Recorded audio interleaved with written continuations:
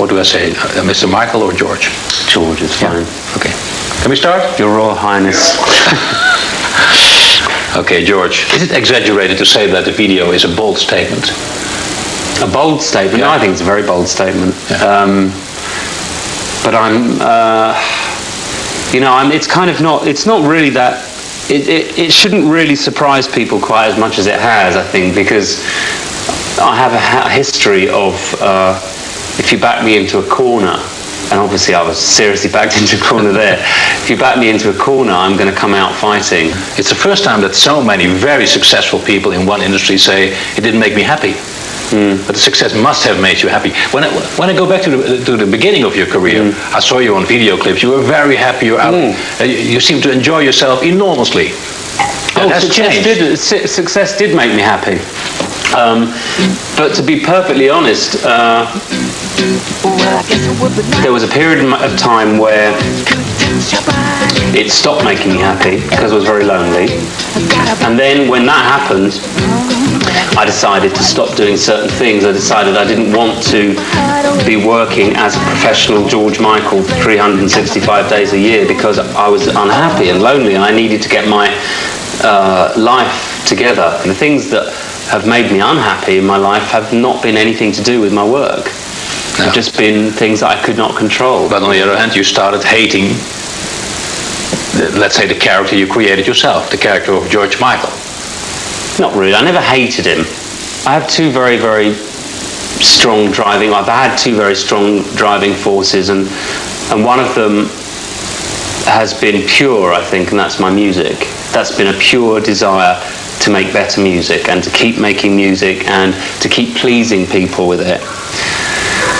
And the other has been the other driving force has been my ego, which was very fragile and very insecure, and that's the reason I wanted to be famous. That's the reason any celebrity tells you that they came into this business as a secure person is lying their arse off. There's no question. You know? But there's this paradox because you created George Michael because he had to fulfill all the ambitions that Gregorios Panos was maybe impossible to realize. But on the other hand, at the end of your book, for example, you say, I like to get away as much as possible from George Michael.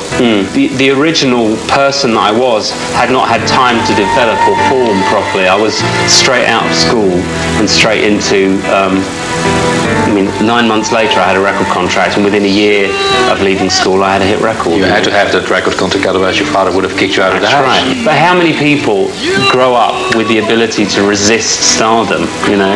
If you think that you're potentially writing hit songs and you can sing them, I'd have to be some kind of superhuman 19-year-old to make a different decision, wouldn't I? When we come back to that story, I thought, it's none of my business at all.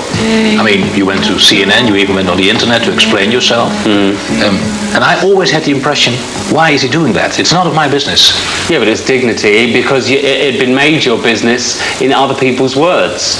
It's quite simple, really. I mean, do you really want to leave the world with you know, zip me up before you go as their abiding memory of what happened to me? I mean, I didn't read a lot of the stuff that went on, but I knew what it was about, and I knew how bad it would be. I looked at other scandals that I'd seen the way people deal with them, and I've always thought, when there's a scandal of that sort, unless you hurt somebody, unless you've done something which is harmful to another human being, you know, just get out there and say, so what? I knew that the logical and stereotypical reaction would be, oh, poor man. You know, poor man. That's what you didn't want. He's gay. He doesn't want anyone to know he's gay, even though everyone in my life did know. But that's what I meant. The people around you knew already. Yeah, all the people around me knew. But the point was that I had been my sex life had been thrown into a public arena, and I thought the most dignified thing to do would be the exact opposite of what everyone expected me to do, and come out and talk about it. The only area where I'm confused on this whole issue is in politics. Because in politics, if you have secrets, it can affect everyone. because in politics, if you have secrets and things that you want to hide, obviously there are all kinds of things that can happen to you that can have negative effects But that on would other mean people. that everyone was supposed to do the opposite, to speak openly about it. Absolutely, yeah. not bosses to say, "Don't make any reference to it." Exactly. And in political terms, it's a lot more serious. I mean, for me, it's just about me, isn't it? It's not really a big deal. So, but if I understand you well, politics is even a more complicated business than the show business. Yeah, I think that there are all kinds of considerations in there. I mean, and again, it all comes down to the same thing, doesn't it? Honesty is the best policy. At the end of the day, honesty is the best policy.